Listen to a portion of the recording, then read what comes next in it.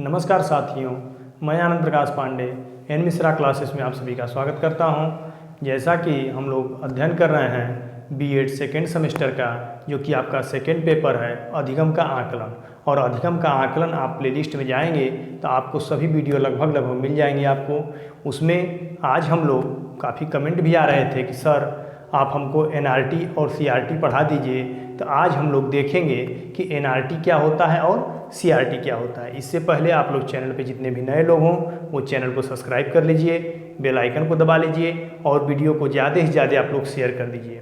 तो देखिए, एक हमारे अमेरिकन मनोवैज्ञानिक थे जिनका नाम था रॉबर्ट ग्लेसर। उन्होंने बताया कि हमारा जो मनोवैज्ञानिक, जो अमेरिकन मनोवैज्ञानिक थे, उन्होंने इस बात को बताया कि मापन जो हमारा है उस मापन को मतलब ध्यान में रखते हुए या उस मापन को उन्होंने वर्गीकृत किया दो भागों में। तो उन्होंने वर्गीकृत करके उन्होंने बताया कि पहला हमारा जो है वो ये एनआरटी है और दूसरा हमारा क्या है, सीआरटी है।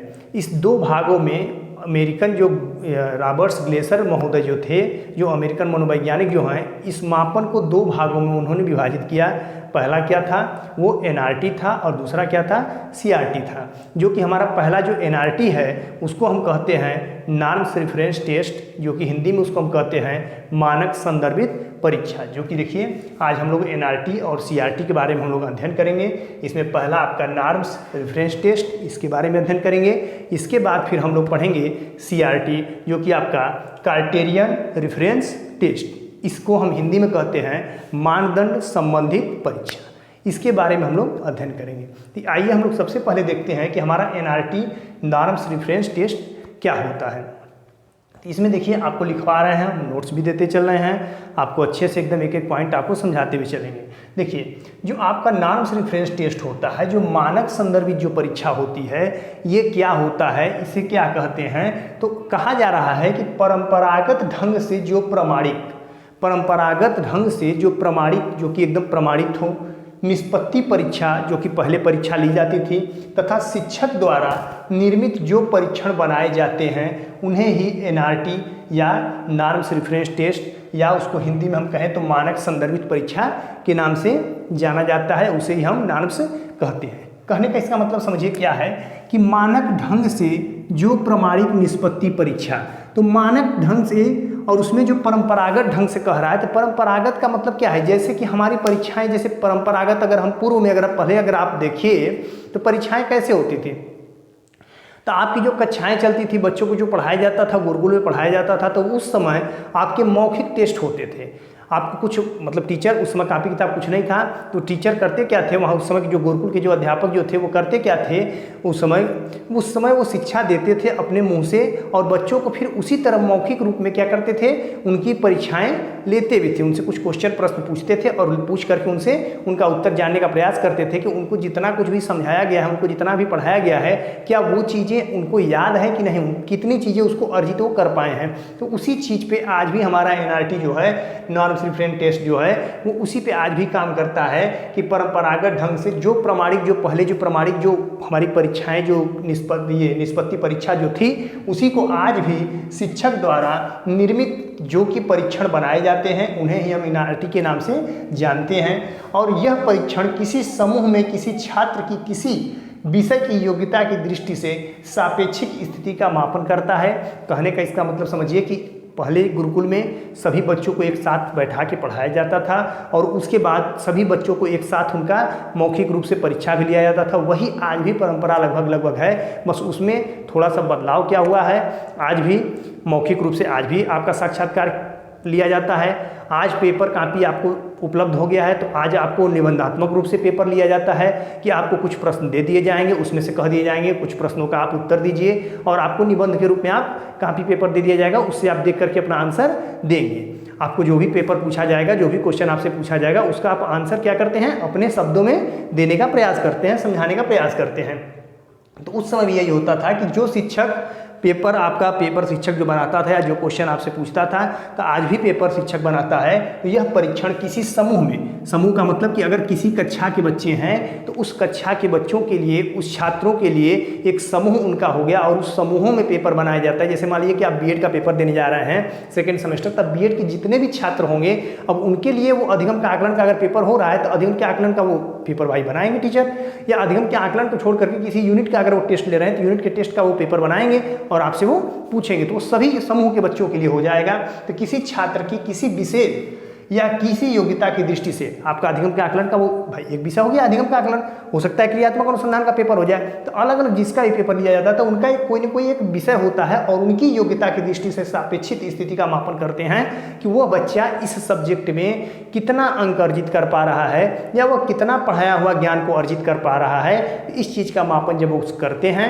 ये शिक्षक, तो उसको हम क्या कहते हैं, मानक संदर्भित परीक्षा या नॉर्म्स रेफरेंस टेस्ट। अतः इसको हम कह भी सकते हैं या यह परीक्षा जो होती है वो वैध होते हैं। क्या होते हैं? यह जो परीक्षा होती है वो वैध होती है, किंतु इस तरह की परीक्षा में संपूर्ण पाठ्यक्रम के प्रश्न सम्मिलित नहीं किए जाते हैं। यहाँ पे थोड़ा सा बात को समझने का प्रयास करिएगा कि ये जो नॉर्म्स जो होता है, जो मानक संदर्भित जो परीक्षा जो होती है, इसमें हम ऐसा नहीं कह सकते हैं कि अगर अधिगम के आकलन का अगर हम पेपर लेंगे तो पूरे अधिगम के आकलन के सभी चैप्टरों का हम पेपर ले लें।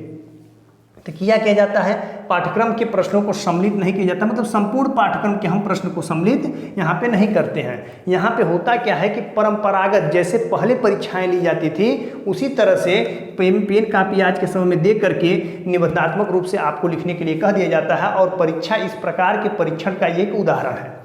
हाँ, इसमें एक चीज़ क्या किया जाता है कि पूरे पाठ्यक्रम का ये नहीं लेते हैं। हुआ क्या, कैसे नहीं लेते हैं, अब इस चीज़ को आगे थोड़ा समझने का प्रयास करिए। इस पेपर में होता क्या है, जो मानक परीक्षा जो लिया जाता है, इसमें होता क्या है कि इसमें 10 से 12 प्रश्न होते हैं। आपको पेपर में 10 से 12 क्वेश्चन दे दिए जाएंगे। आपके पूरे मान लीजिए अधिगम के आकलन से, पूरे चैप्टरों से, पूरे यूनिटों से क्या कर दिया गया, 10 से 12 क्वेश्चन आपको दे दिया गया। लेकिन अब ध्यान दीजिए उसमें किया जाएगा उस पेपर में, तथा किन्हीं 5 प्रश्नों के उत्तर बच्चों को देने होते हैं, ऐसा एक लगा दिया जाता है लिमिटेशन। आज भी आप पेपर देने जाते होंगे बीएड का, एमएड का या किसी भी स्तर का पेपर देने आप जब जा रहे हैं तो आप देखते होंगे कि पेपर में आपसे 12 क्वेश्चन पूछता है, पेपर में आपसे 5 क्वेश्चन पूछता है, 8 क्वेश्चन पूछता है। लेकिन उसमें कहता क्या है, अगर मान लीजिए 8 क्वेश्चन पूछा तो कहेगा आपको 4 प्रश्नों का उत्तर देना है, आपको 3 प्रश्नों का उत्तर देना है। तो इसमें भी उसी तरह से 10 से 12 प्रश्न पूछे जाते हैं और उसमें सिर्फ और सिर्फ एक लिमिट लगा दिया जाता है कि आपको 5 प्रश्नों का उत्तर देना है। अब इसमें होता क्या है, आप कहेंगे कि सर आप कह तो रहे हैं कि नहीं अधिगम के आकलन का पेपर लेना है, लेकिन संपूर्ण, यहाँ पे ये वाली लाइन देखिए कि संपूर्ण पाठ्यक्रम के प्रश्न सम्मिलित नहीं किए जाते हैं। बात समझिए, इसका क्या कहने का मतलब है कि आपके अधिगम के आकलन के सभी यूनिटों के पेपर मान लीजिए 10 से 12 प्रश्न लिए, तो 10 से 12 प्रश्नों में, लेकिन बच्चा जब 5 प्रश्नों का जब उत्तर देता है तो इस 5 प्रश्नों के उत्तर में अब ये बच्चा स्वतंत्र हो गया कि अब उसको जो यूनिट या जितने यूनिट के जो पेपर जो क्वेश्चन दिए गए हैं उसका वो पेपर नहीं दे पाता है। कभी कभी क्या करेगा भाई, जिस यूनिट का उसको नहीं आएगा उसका आंसर वो नहीं देगा, और 5 प्रश्नों में से जिसका उसको आता रहेगा उसको वो दे पाएगा। तो इससे होता क्या है कि कभी कभी बच्चों के संपूर्ण पाठ्यक्रम का या संपूर्ण विषय वस्तु का उसको ज्ञान नहीं हो पाता है। उसको पता होता है कि मैं 1 यूनिट 2 यूनिट अपना मैं तैयार करके चला जाऊँ और उसमें से ही लगभग हमारे कुछ प्रश्न फंस जाएंगे और हम क्वेश्चन को अच्छे से करके और अच्छे नंबर हम पा सकते हैं। तो ये जो होता है इसमें कभी कभी होता क्या है कि कुछ प्रश्नों के उत्तर वो दे करके अपना अच्छा नंबर तो अर्जित कर लेता है, लेकिन संपूर्ण विषय वस्तु का उसको ज्ञान नहीं हो पाता, संपूर्ण पाठ्यक्रम का उसको ज्ञान नहीं हो पाता है। तो आगे देखिए क्या कहा जा रहा है कि इनके निर्माण के समय यदि वैधता तथा विश्वसनीयता का ध्यान रखा जाए, अगर वह प्रश्न वैध हो, वह प्रश्न विश्वसनीय अगर होते हैं, अगर इस चीज़ का भी अगर प्रश्न देते समय अगर हम थोड़ा सा ध्यान दे लें उस प्रश्न को बनाते समय, तो उस समय रखा जाए तो विषय के जो ज्ञान है, जिस विषय का पेपर होगा उस विषय के ज्ञान के साथ साथ जो छात्र होते हैं, जो विद्यार्थी होते हैं, वो कितना सोच पाते हैं, उनके सूझबूझ का मापन कि वो कितना सोचने की उनके पास क्षमता है, वह कितनी चीज़ें अपने आप को ज्ञान को अर्जित कर पा रहे हैं, दूसरे को भी कितना वो जान पा रहे हैं, अब उनके सोचने की क्षमता कितनी बढ़ रही है। तो उनके सूझबूझ का भी मापन संभव आसानी से वहाँ पे किया जा सकता है या संभव हो जाता है, तथा इन परीक्षाओं का मूल्यांकन एवं संपादन सरलता से किया जा सकता है। तो हम समझ रहे हैं कि आपको जो नॉर्म्स था, मानक संदर्भित परीक्षा जो था, ये नॉर्म्स रेफरेंस टेस्ट, ये आपको एकदम क्लियर समझ में आ गया होगा। तो इसके बाद अब हम लोग देखेंगे कि नॉर्म्स रेफरेंस टेस्ट के गुण क्या होते हैं, इनके दोष क्या होते हैं। इसको एक बार आप स्क्रीनशॉट ले लीजिए।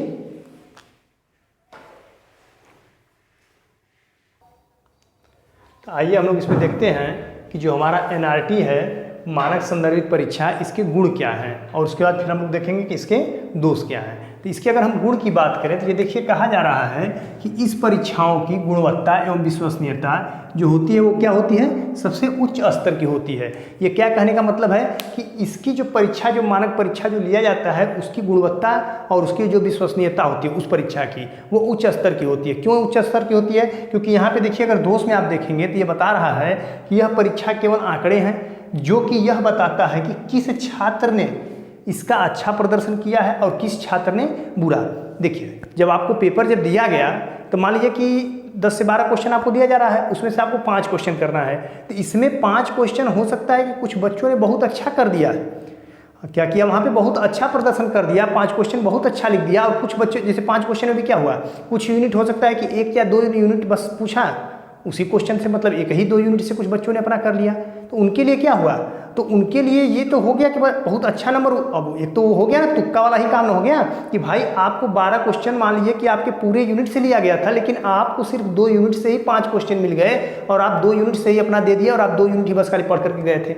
अच्छा, कुछ बच्चों के लिए क्या है, कुछ बच्चे अपना 4 यूनिट से कुछ क्वेश्चन अपना करेंगे, पहले से भी कुछ क्वेश्चन कर दिए, 1-2 क्वेश्चन फिर दूसरे से कर देंगे, तीसरे चौथे से। अच्छा, इसमें एक चीज़ और ध्यान दीजिए थोड़ा सा कि कुछ जैसे जब नंबर आता है तो कुछ अच्छों ने, मतलब समूह में जो बच्चे रहे होंगे तो उसमें कुछ बच्चों के अंक बहुत ज़्यादा अच्छे आ गए हों। जैसे कि मान लीजिए 100 नंबर का पेपर हुआ, 100 में 90% नंबर पा गए, तो उनके लिए तो वो पेपर बहुत अच्छा हो गया। और कभी कभी जो हम बताएं कि कुछ तुक्का वाले जो 1-2 यूनिट वाले जो पढ़ करके वो भी 90% नंबर ला सकते हैं, तो वो भी अच्छे हो जाते हैं। और कुछ बच्चों के लिए ये चीज़ बुरा हो जाता है कि वो पता चले कि उनका अगर कम नंबर आता है तो उनके लिए ये पेपर, ये मानक जो परीक्षा होती है उनके लिए बुरा प्रदर्शित करता है। तो आगे देखिए क्या कहा जा रहा है कि इनके जो माध्यम है, इनके माध्यम से छात्र की प्रगति एवं मानक का निर्धारण किया जाता है। जब मानक परीक्षण, मानक संदर्भित परीक्षण जब टेस्ट जब लिया जाता है तो उसके माध्यम से छात्र की प्रगति की, छात्र कितना ऊंचा, मतलब कितना उसकी सोच अच्छा है, उसका सूझबूझ, उसके सोचने समझने की क्षमता कितनी अच्छी है, वो आगे क्या कर सकता है, इन सभी उसकी प्रगति हेतु उसके मानक का निर्धारण किया जाता है। जैसे कि एक अगर बच्चा मान लीजिए छोटा है, अगर वो बहुत अच्छा परफॉर्मेंस अगर कर पाता है तो टीचर कहता है कि ये बच्चा बहुत आगे जाएगा, ये बच्चा इस फील्ड में जाएगा, ऐसा मतलब मान लिया जाता है। तो वो उसी तरह यहाँ पे कहा जा रहा है कि उनके मानक का निर्धारण इस परीक्षा के माध्यम से किया जाता है। अगला तीसरा पॉइंट देखिए क्या कहा जा रहा है कि इनके माध्यम से छात्रों की विफलता, कि ये जो मानक जो संदर्भित जो परीक्षा है उसके माध्यम से जो छात्र होते हैं उस छात्र की विफलता के जोखिम की पहचान भी की जाती है कि उस छात्र की जो विफलता है, उसकी जो कमजोरी है, वो कहाँ विफल हो जा रहा है। जैसे कि वो बच्चा अगर पढ़ रहा है कि इस क्वेश्चन को नहीं समझ पाया या अपने पाठ्यक्रम को कहाँ नहीं समझ पा रहा है, उसकी कमजोरी कहाँ है, उसको समझने में कहाँ दिक्कत हो रही है, उसको कहाँ कहाँ दिक्कत समझ में आ रही है, तो उसकी विफलता में जो उसकी कठिनाई जो उसको समझ में आ रही है, उसकी पहचान इस मानक संदर्भित परीक्षा के द्वारा किया जा सकता है, उस बच्चे में सुधार कराया जा सकता है। अगला चौथा पॉइंट कि इस परीक्षाओं के माध्यम से एक व्यक्ति का प्रदर्शन समूह में अन्य व्यक्तियों से कितना भिन्न है, कि समूह में जब पेपर लिया जाता है और जब लिया गया उसमें एक बच्चा कितना अच्छा नंबर वो पाया है, तो उन अन्य समूह के जो बच्चे होते हैं जो उनसे कम नंबर लाए होंगे, उनसे वो बच्चा कितना भिन्न है, वो कितना अलग है, इसका भी मापन किया जाता है। और इसका भी मापन वो पता हमको चलता है कि वो एक समूह के जो बच्चे, जो अन्य समूह के जितने भी बच्चे होते हैं, जितने भी वहाँ व्यक्ति हैं, उनसे एक बच्चा कितना अच्छा वह नंबर लाता है, कितना अच्छा अपना परफॉर्मेंस करता है, इसका भी पता हमको चलता है ये मानक संदर्भित परीक्षा से, एनआरटी से। अगला देखिए इनके दोष। तो इनके जो दोष है, यह परीक्षा सुनिश्चित नहीं करते हैं कि यह परीक्षा वैध है। ये जो परीक्षा होती है, ये मानक संदर्भित परीक्षा, ये क्लियर नहीं हो पाता है, वहाँ पे ये सुनिश्चित हम नहीं 100% कर सकते हैं कि यह परीक्षा वैध ही है।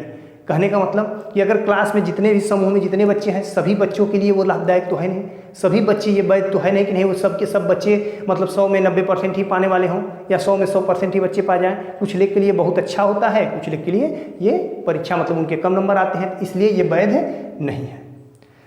और आगे ये चीज़ आपको पता है कि यह परीक्षा केवल आंकड़े हैं, ये सिर्फ एक आंकड़ा के तौर पे है। इससे यह बताता है कि किस छात्र के कितना अच्छा प्रदर्शन है।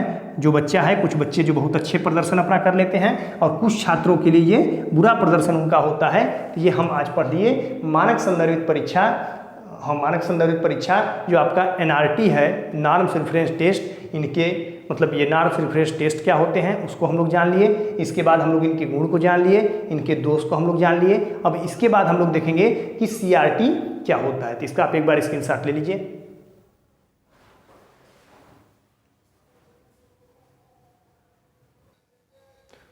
आइए इसके बाद हम लोग देखते हैं कि CRT जो आपका क्या है, मानदंड संबंधी परीक्षण। इसको हम कहते हैं क्राइटेरियन रेफरेंस टेस्ट। जो हमारा मानदंड संबंधी जो परीक्षण होता है ये क्या होती है, इसको आइए हम लोग देखते हैं कि यह जो परीक्षा होती है यह परंपरागत परीक्षा से भिन्न होती है। परंपरागत जो हमारी जो वैदिक युगीन जो परीक्षा जो थी उससे ये क्या हो रही है, या वैदिक युगीन जो परीक्षाएं जो हमारी चलती हुई आ रही थी उससे थोड़ी सी ये क्या होती है, अलग होती है, ये भिन्न होती है।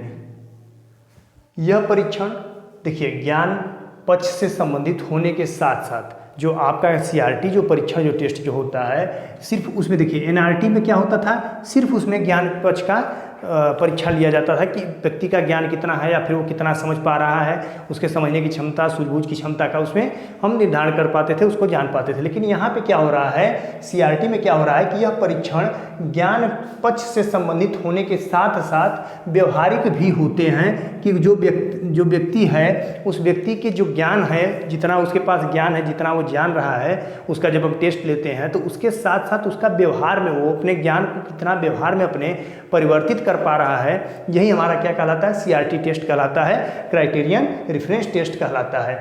क्योंकि इसके अधिगम शिक्षण उद्देश्यों की प्राप्ति के संबंध में विशिष्ट जानकारी प्राप्त होती है कि जो व्यक्ति इसमें, यहाँ पे समझने का प्रयास करिए, क्योंकि इसके जो अधिगम शिक्षण जो होती है, जो हम सीखने सिखाने की जो हमारी शिक्षण कला होती है उसमें उनके जो उद्देश्य कि जब शिक्षक सिखा रहा है, कुछ बता रहा है, उसको जब समझा रहा है तो बच्चे को जो शिक्षण जो उसने प्राप्त किया तो उस उद्देश्यों की प्राप्ति हो सकी कि नहीं हो सकी। क्योंकि होता क्या है कि जब एक शिक्षक पहले पढ़ाता है उसके बाद जब वो टेस्ट जब लेता है तो उस टेस्ट के माध्यम से ये जो CRT जो टेस्ट इसीलिए लिया जा रहा है तो उसके माध्यम से ये पता चल पाता है कि उस बच्चे के ज्ञानात्मक भाव, उसके व्यवहारात्मक जो पक्ष है उसमें वो कितना वो चीज़ों को वो सीख पा रहा है, या उसके बताए हुए बातों को, उसके उद्देश्यों की प्राप्ति हो पा रही कि नहीं हो पा रही। जैसे किसी टॉपिक को अगर मान लीजिए मैं आज पढ़ा रहा हूँ, आज मान लीजिए हम NRT और CRT पढ़ा रहे हैं और इसके बाद मैं आपका अगर टेस्ट ले लूँ तो मैं ये पता करने का प्रयास करूँगा कि आपके जो हमारा पढ़ाने का जो उद्देश्य था कि NRT और CRT को मैं अच्छे से आपको समझा सकूँ, बता सकूँ, तो वो चीज़ें आपके दिमाग में, व्यवहार में, ज्ञान तो आपको मान लीजिए आ गया, लेकिन ज्ञान के साथ साथ आपके व्यवहार में भी उस चीज़ों को आप बदल पा रहे हैं कि नहीं बदल पा रहे हैं, और उसमें उद्देश्यों की प्राप्ति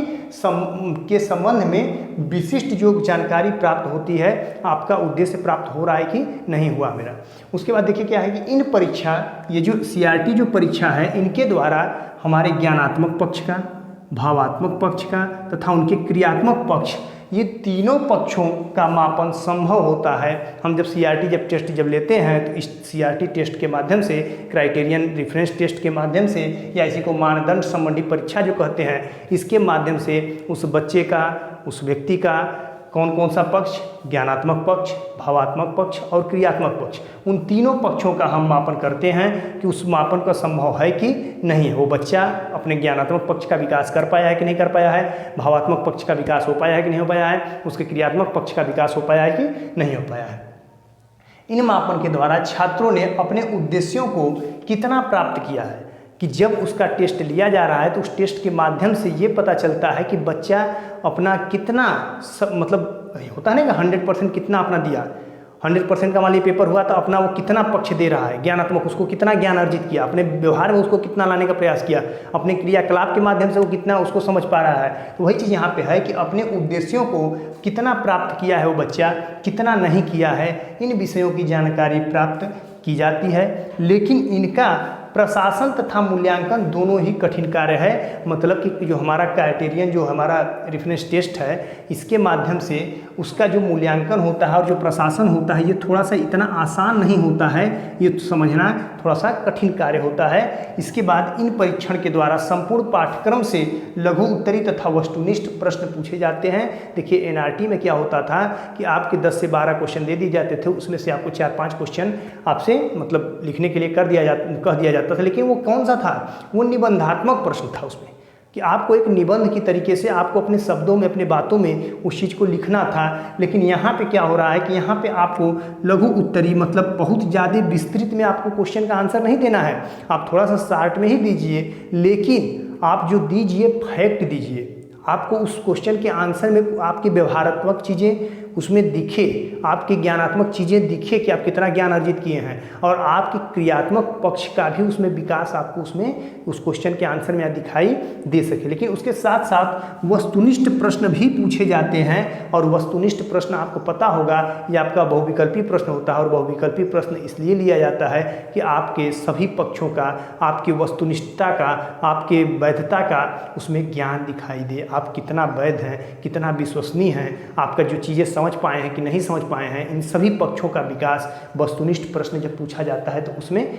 आपका देखा जाता है। आपको देखने में तो लगता है कि बस 4 प्रश्न है, 4 मतलब एक प्रश्न है उसका 4 ऑप्शन है, किसी को तुक्का मारे निकले, कि नहीं, उस तुक्का नहीं, उसके आपके उस प्रश्न का आंसर देने से ये पता चलता है। क्यों? क्योंकि आपके उस प्रश्न के बारे में अगर आपको नहीं पता होगा तो आप उस प्रश्न का आंसर नहीं दे पाएंगे। 4 ऑप्शन भले दिया हुआ है, फिर आप तुक्का ही मारेंगे तो तुक्का मारने का कोई उसका व्यवहार या उनका ज्ञान, आपको ज्ञान है ही नहीं, आप उसको व्यवहार में परिवर्तित कर ही नहीं पाएंगे, अपने क्रियापक्ष से उसको जोड़ ही नहीं पाएंगे। तो इसीलिए वो वस्तुनिष्ठ प्रश्न इसलिए दिया जाता है कि आप सभी चीज़ों को, उस क्वेश्चन को पढ़िए, उसका ज्ञान मतलब जो कुछ आपके पास ज्ञान है उसको समझिए, उसको अपने व्यवहार में ला करके तब उसका आंसर दीजिए। इसलिए वस्तुनिष्ठ प्रश्न पूछे जाते हैं। तो आप समझ गए होंगे कि एनआरटी और सीआरटी क्या होते हैं, और एनआरटी सीआरटी में इस तरह से धीरे धीरे इसमें आपको अंतर भी दिखाई दे रहे हैं। आगे देखिए इनके सीआरटी के जो गुण हैं ये क्या होते हैं। तो इनके माध्यम से छात्रों के प्रगति का आकलन मापन संबंधी परीक्षाओं की अपेक्षा अधिक उपयुक्त तरीके से किया जाता है। कहा क्या जा रहा है कि जो भी छात्र है उस छात्र की जो प्रगति का उसका जो आकलन है, जो कुछ भी हम एनआरटी में उसका हम आकलन जो करते हैं तो सिर्फ उसमें क्या करते हैं, सिर्फ उनके ज्ञानात्मक पक्ष का विकास करते हैं, या फिर ज्ञानात्मक सिर्फ उनके ज्ञान का हम मतलब उनका ज्ञान का हम जानकारी हम देख पाते कि वो व्यक्ति कितना जानकार है या कितना उसने ज्ञान अर्जित किया। लेकिन यहाँ पे उसके आकलन हम करते हैं कि उसके ज्ञानात्मक, भावात्मक और क्रियात्मक तीनों पक्ष में उसके कितना परिवर्तन हुआ है, इसके बारे में हम जानते हैं। और मापन से संबंधित परीक्षाओं की अपेक्षा अधिक उपयुक्त तरीका ये आपका सीआरटी होता है। अगला पॉइंट देखिए क्या कहा जा रहा है कि इनके माध्यम से छात्र अपने विशिष्ट लक्ष्यों कि जो सीआरटी है आपका क्राइटेरियन रेफरेंस टेस्ट है, इसके माध्यम से उनके बच्चों के विशिष्ट लक्ष्य, उनके मानकों के ज्ञान तथा परीक्षण कर सकते हैं कि इस ज्ञान की कि उनके पास कितना ज्ञान है, कितना वो जानकारी अपने पास रखे हैं, उस चीज़ का हम परीक्षण इस क्राइटेरियन रेफरेंस टेस्ट के माध्यम से हम करते हैं। आपका मानदंड मतलब मानदंड संबंधित परीक्षा। तो एक बार इसको आप एक साथ ले लीजिए, और हम एक आध दो ठो गुण आपको बता देंगे और उसके बाद इसके दोष आपको बता देंगे। एक बार इसका आप स्क्रीनशॉट ले लीजिए। इसके बाद हम लोग देखेंगे कि जो इनके गुण थे वो तीसरे गुण इनके क्या हैं।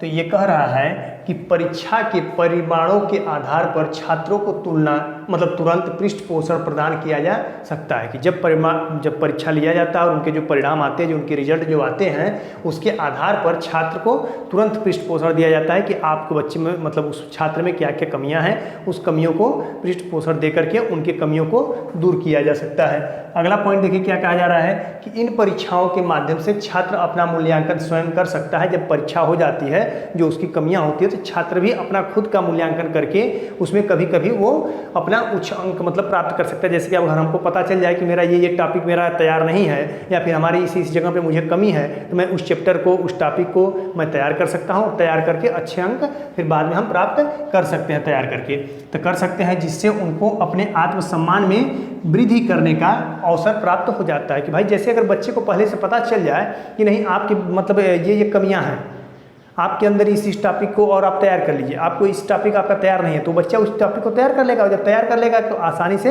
वो पेपर दे सकता है और अच्छा नंबर पा सकता है, उसको आत्मविश्वास में भी उसके वृद्धि हो जाती है। अब आइए इनके हम लोग दोष की बात करें। देखिए दोष में क्या कह रहा है कि राष्ट्रीय मानकों के साथ साथ एक विशेष स्थान में छात्रों के प्रदर्शन की अनुमति नहीं प्रदान करता है। कह रहा है कि जो ये राष्ट्रीय स्तर पे जो ये पेपर हो रहा है, यह राष्ट्रीय मानक इनका जो होता है, इनके मानक, उनके साथ साथ एक विशेष स्थान पे, कोई ऐसा नहीं है कि किसी एक विशेष स्थान पे छात्र प्रदर्शन करे, नहीं। जो पेपर होता है ये पेपर कई जगह, हर जगह अलग अलग पेपर हो सकते हैं, या इस पेपर का अलग अलग बच्चों पे अलग अलग प्रभाव पड़ सकता है। किसी के लिए हार्ड पेपर हो सकता है, किसी के लिए आसान पेपर हो सकता है। तो छात्र का जो प्रदर्शन होता है उस प्रदर्शन की अनुमति प्रदान नहीं करता है कि भाई हर छात्र के लिए एक ही जैसा है, तो ये नहीं हो पाएगा। इसीलिए अगला, इसके निर्माण की प्रक्रिया जटिल होती है। जब इसको पेपर को जब बनाया जाता है तो उसकी प्रक्रियाएं बहुत ज़्यादा जटिल होती है। ऐसा नहीं कि बहुत आसान है, बस तुरंत आपका पेपर, आप जैसे हम कह दिए कि आपका मैं पेपर लूँगा, टेस्ट लूँगा, तो मैं तुरंत अपने आप को मतलब वहीं आपका 5 क्वेश्चन देकर आपको दे दूँ, नहीं। उसके पेपर को बनाने के लिए जैसे एक टीम की आवश्यकता होती है, समूह में टीचर की आवश्यकता होती है। कुछ टीचर अपना अनुमति अलग दे देंगे। कभी कभी होता क्या है कि कुछ टीचरों को लगता है भाई टीचर तो जानकार हैं, जैसे मान लीजिए मैं आपको तो पढ़ा रहा हूँ तो मुझे तो चीज़ें पता है कि ये चीज़ आती है, ये चीज़ आसान है, मेरे लिए तो आसान है। तो ये जरूरी नहीं है कि जो क्वेश्चन मेरे लिए आसान है वो आपके लिए आसान हो। तो इसलिए कह रहा है कि इनके निर्माण की प्रक्रिया जटिल होती है, अतः प्रत्येक अध्यापक इसका निर्माण नहीं कर सकते हैं। भाई एक कोई अध्यापक पेपर का निर्माण या पेपर को बना नहीं सकता है। कभी आप देख लीजिए यूपी बोर्ड का पेपर बनाया जाता है, आपके बीएड का पेपर बनाया जाता है, तो ये जरूरी नहीं कि कोई एक टीचर बस अपने आप को बना देगा आपका पेपर और आपकी यूनिवर्सिटी का पेपर बना देगा और आपको सबको काम देगा, नहीं। उसके लिए एक टीचरों का समूह बना हुआ रहता है। उस टीचरों के समूह में उस पेपर को पहले लोग बनाते हैं, बनाने के बाद उसके फिर निष्कर्ष उसका निकालते हैं कि ये पेपर क्या हार्ड है या आसान है या बच्चों के लिए एक सामान्य है कि नहीं है। अगर उसको नहीं है तो फिर से पेपर उसको बनाया जाता है। तो इसलिए ये क्या है, यह अध्यापक मतलब ये इसका अध्यापक निर्माण नहीं कर सकता है, एक अध्यापक नहीं कर सकता है। ये प्रक्रिया जो होती है वो जटिल होती है। तीसरा पॉइंट देखिए क्या कहा जा रहा है कि इसके निर्माण में कुशल नेतृत्व और सहयोग की आवश्यकता होती है। पहले ही बता दिए कि इसका जब निर्माण जब हम करते हैं, जब सीआरटी पे जो ये क्या नाम है, क्राइटेरियन रेफरेंस टेस्ट जो होता है, इसके जब हम निर्माण जब करते हैं, इस टेस्ट का, इस मानक पेपर का जब हम तैयार जब करते हैं, तो इसमें इसके निर्माण में कुशल नेतृत्व और सहयोग जो अध्यापक होते हैं वो सभी अध्यापक अपना अपना कुछ न कुछ सहयोग करते हैं और उनकी आवश्यकता होती है।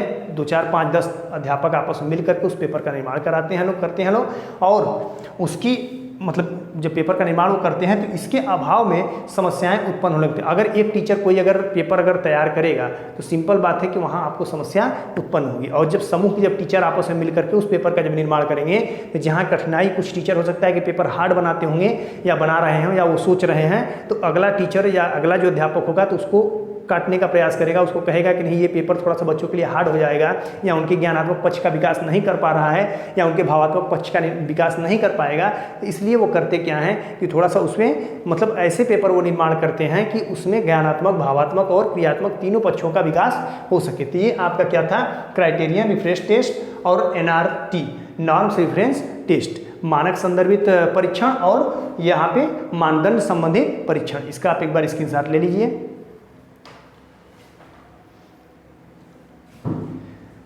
तो आज हम लोग एनआरटी और सीआरटी कंप्लीट हो गया। जितने लोग कमेंट कर रहे थे कि सर एनआरटी पढ़ा दीजिए, सीआरटी पढ़ा दीजिए, तो आपका यहाँ से आज लेक्चर कंप्लीट हो गया। जो लोग मतलब जिसका भी पेपर है और जो लोग भी आपके दोस्त मित्र भाई बहन जो भी हों उनको भी आप ये वीडियो शेयर कर दीजिएगा और वीडियो को लाइक कर दीजिए। वीडियो को मतलब चैनल को आप लोग अगर सब्सक्राइब, कोई नया है अगर सब्सक्राइब नहीं किए हैं तो आप चैनल को सब्सक्राइब कर लीजिए। इसी के साथ